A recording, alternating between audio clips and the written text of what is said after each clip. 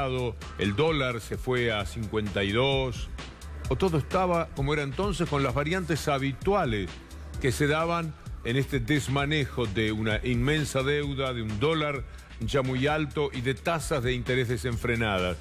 ¿Pasó algo distinto a lo que venía ocurriendo? Doctora Julia Estrada, bienvenida.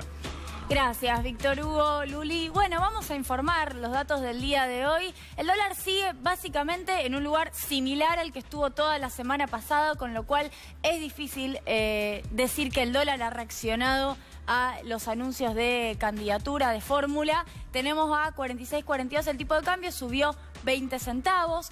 Tenemos el riesgo país bajando 2% a 9.27. De hecho, fue bajando a lo largo de estas últimas 2 o 3 horas. Estuvo en 9.45, hace una hora estaba en 9.35, ahora está en 9.27. Claro que son puntos base muy bajos, sí, arriba de los 900, pero el dato que claramente importa, considerando el discurso oficial durante este último tiempo, durante este último mes, cuando el riesgo país tocó los 1000 puntos, que adjudicaba esa suba del riesgo país a una oposición que no terminaba de dejar en claro si iba a negociar o no iba a negociar con el FMI, si iba a desconocer o no el endeudamiento externo. Decía que el riesgo país tenía que ver con eso y finalmente se confirmó una fórmula en donde la mandataria a la cual se la responsabilizaba de eso, que es Cristina Fernández de Kirchner, integra esa fórmula y sin embargo el riesgo país está en 2% abajo. Es verdaderamente todo un dato. Y tenemos un tercer dato que también es relevante, ahora sí nos metemos en la economía real,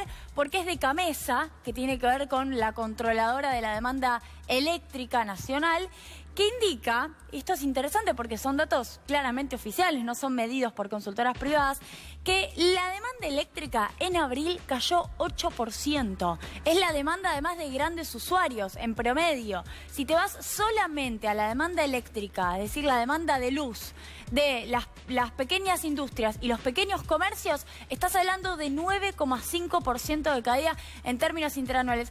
Es interesante el dato, ¿saben por qué? Porque en general se adjudica el problema de la restricción externa durante el gobierno anterior a la falta de dólares producto de una crisis energética. Y esa crisis energética, si bien es cierto que existió, también se dio en un contexto de fenomenal aumento de la demanda de energía. De hecho, en la década de los 90 había ocurrido exactamente lo opuesto. Una menor demanda de energía había facilitado también que no se viera con tanta claridad la pérdida de soberanía en materia energética. Ahora lo que tenemos es pérdida total de soberanía en materia energética, pero no se visualiza una crisis en materia de demanda porque lo que tenés es caída de demanda de energía. Y es interesante revisar eso porque claramente Argentina tiene que seguir resolviendo el problema de la soberanía energética en un contexto donde crezca la demanda. En este contexto la demanda sigue cayendo. Habrá que soportar que en algún momento digan que hay más energía dando vueltas, que hay más